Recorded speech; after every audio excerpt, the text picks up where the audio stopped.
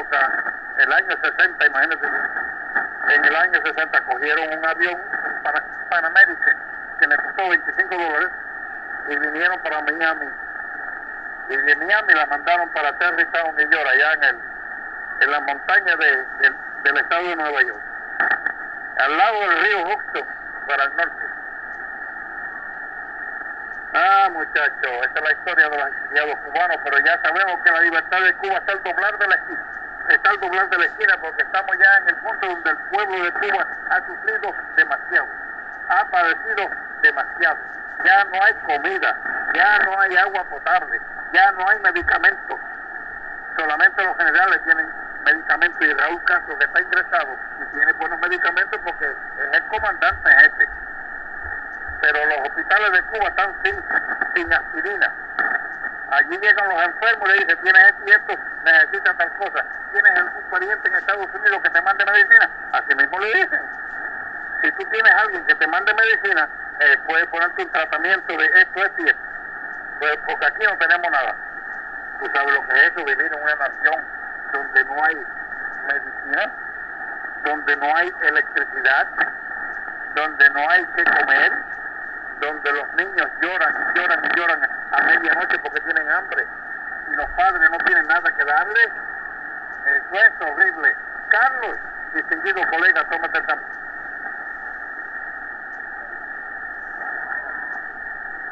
Yo cuando vi ese video de ese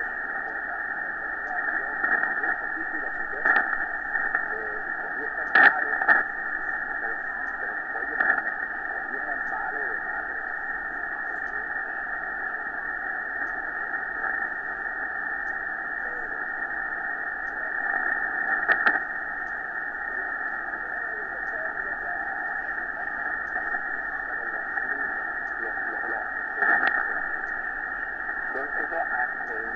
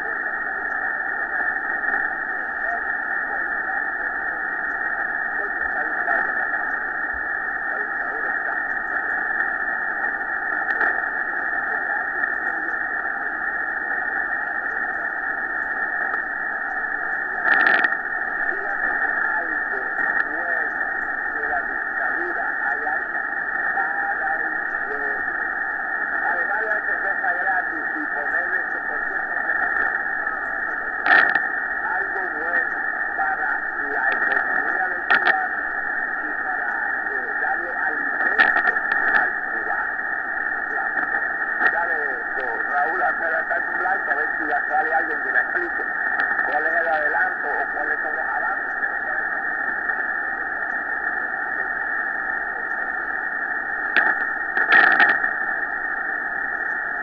A ver, habla alguien por ahí que quiere discutir, que quiere hablar, que quiere dar su opinión. No hay nadie que quiera dar su opinión sobre lo que ha dicho Carlos.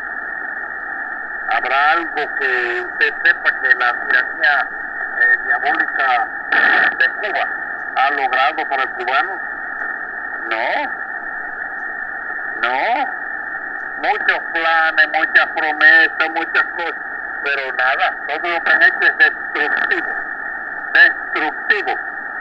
Cuando Fidel acabó con la zafra azucarera y destruyó los centrales azucareros, y comenzó una propaganda masiva allá en Europa para atraer turistas de Europa y canadienses y rusos y de todas partes para que vinieran a Cuba a disfrutar el clima cubano.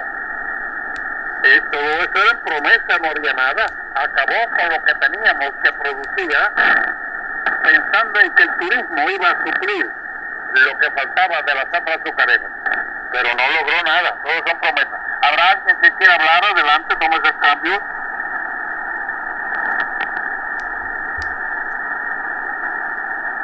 Silencio en la noche.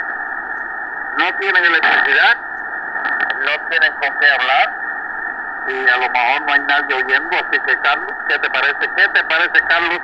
Nadie quiere replicar. Pero nosotros desde aquí, detrás del micrófono, seguimos soñando con una Cuba libre. Que el pueblo de Cuba se merece ser libre ya. Y que vemos una luz en el camino, donde parece que lo que impedía que Cuba fuera libre, parece que va a ser quitado ya en los próximos días. Y entonces yo tengo la fe, tengo la esperanza y lo estoy confesando. Cuba será libre. Cuba será libre, y no solamente va a ser libre, sino que va a ser próspera otra vez, donde habrá otra vez un pueblo cubano industrioso, donde la industria en Cuba volverá a florecer, donde vamos a tener industria y vamos a tener comercio libre, y va a haber fábricas, y va a haber grandes tiendas con aire acondicionado bien suplidas y surtidas, donde los cubanos podrán comprar todo lo que quieran a buen precio. Las calles del pueblo de Cuba, incluyendo La Habana, las calles serán otra vez arregladas, bonitas, tendrán aceras y tendrán buen pavimento, y habrá buena agua potable, porque el sistema de los acueductos será reparado, las tuberías serán cambiadas, tendremos tuberías nuevas, y habrá agua potable en toda La Habana, y en toda Matanzas, y en toda Santa Clara, y en todo Camagüey, y en todo Santiago de Cuba. Los diferentes pueblos de Santiago de Cuba tendrán acueductos que produzcan, que den agua limpia, agua purificada, agua que sea chequeada diariamente. Y si es necesario agregarle alguna química para matarle bacterias, como tenemos aquí en Miami, diferentes sistemas, pues eso se va a hacer, porque Cuba va a brillar otra vez. Cuba va a volver a brillar en el mundo. Cuba no va a quedarse achacada, destruida así como está. No, los cubanos exiliados, los que salimos de Cuba, los que nos fuimos de aquí, que llevamos tantos años fuera, anhelamos volver a Cuba para colaborar, cooperar con la reconstrucción de Cuba. Y Cuba volverá a tener buenos generadores eléctricos y una buena red eléctrica, con buenas torres y buenos alambres, buenos conductores que van a llevar energía eléctrica por todas partes de Cuba. Y volveremos a tener centrales azucareros, y se volverá a sembrar caña. Los que quieran sembrar caña la podrán sembrar. No habrá un dictador que diga eso, no, porque Cuba tendrá una economía libre, libre, porque ese es el secreto del éxito, la libertad. Donde la gente necesita azúcar, pues le fabricamos azúcar. le hacemos cañaverales, sembramos caña, hacemos guarapos, lo llevamos al ingenio, y en el ingenio se produce azúcar prieta y azúcar blanca, azúcar refinada para exportar, porque vamos a volver a exportar azúcar, y vamos a exportar tabaco, lo que es tabaco cubano. El tabaco cubano también es bueno, y hay mucha gente que le gusta fumar tabaco, yo no, a mí no me gusta ni el tabaco ni el cigarro, no, esto no es para mí, pero sé que hay gente que le gusta, pues tiene, cómpralo, Cuba va a producir tabaco bueno, Cuba va a producir otra vez arroz. En Cuba se producía, en la llanura de Camagüey se producía arroz abundante, suficiente para el consumo nacional. ¿Qué les parece? Muchos cubanos no saben eso, pero sí, Cuba producía su propio arroz, y había plátano, y había yuca, y había boniato, y había malanga, y había ñame, había de todo lo que la gente quisiera, lo había en Cuba. Y si era algo que no había en Cuba, lo importábamos, lo traíamos del país que fuera, lo traíamos y se vendía en Cuba.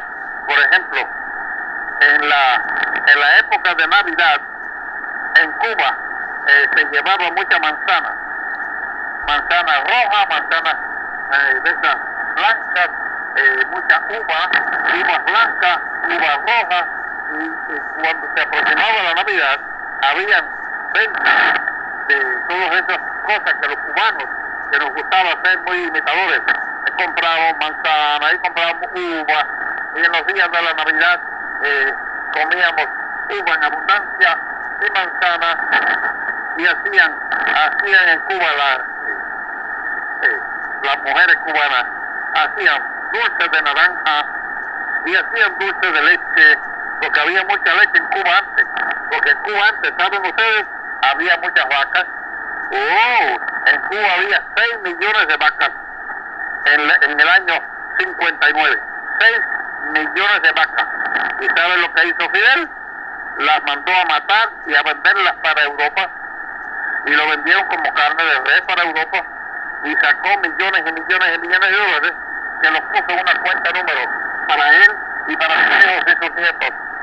Por eso sus hijos actualmente tienen yates elegantes, tienen automóviles de lujo, porque ese es el dinero que Fidel se robó, porque Fidel era asesino y ladrón. Fidel Castro, asesino y ladrón. No lo estoy inventando, no es una acusación fácil ni vana, es una acusación con datos históricos, con fechas y todo, que los cubanos tienen guardados por ahí. Así que ya saben, Fidel Castro, asesino y ladrón. Su hermano, que está en el hospital ahora muriéndose, con 93 años, el compañero revolucionario general Raúl Castro, está en el hospital muriéndose, grave, y esperamos que se muera pronto. Esperamos y deseamos que se muera pronto. Ya vivió demasiado, ha hecho demasiado daño. Asesino, ha asesinado a mucha gente inocente. Raúl Castro ha asesinado a mucha gente inocente. No solamente los que asesinó dentro de Cuba, sino los que hizo que se exiliaran, que salieran huyendo de Cuba por lo terrible de la tiranía, y en el mar se le rompieron las balsas y se lo comieron los tiburones. ¿Quién causó esa muerte? Raúl Castro y su revolución diabólica. Eso es lo que los cubanos recordamos de Cuba. Todo mal, todo odio, rencores. Los comités de defensa, ¿qué es lo que eran? Centros de odio y rencor entre vecinos. Centros de odio y rencor entre los vecinos. El presidente del comité de defensa, el compañero revolucionario enemigo, el pueblo de Cuba se dividió a la mitad, donde el pueblo de Cuba, que no simpatizaba con aquello, decidió exiliarse, decidió salir. Yo antes de salir tuve el placer de tener una estación de radio en Camagüey, transmitiendo los viernes a las 8 de la noche un programa anticomunista, donde durante media hora poníamos un tape que teníamos grabado, y salíamos en La Habana, en Matanza teníamos una estación, en Camagüey teníamos otra, y otra, allá creo que por Manzanillo había otra.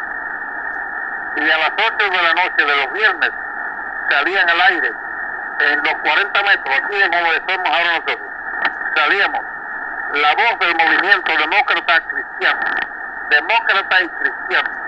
Y entonces ahí, grabado, que traía los tapes, nos mandaban los tapes de La Habana, poníamos el tape y salía al aire durante media hora. Mientras el tape estaba andando, nosotros lo poníamos de lejos allá, una cuadra de distancia, oyendo.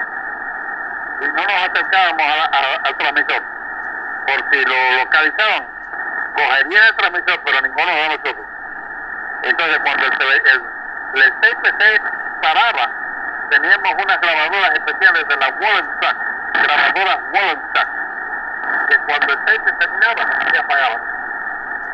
Y apagaba también el transmisor.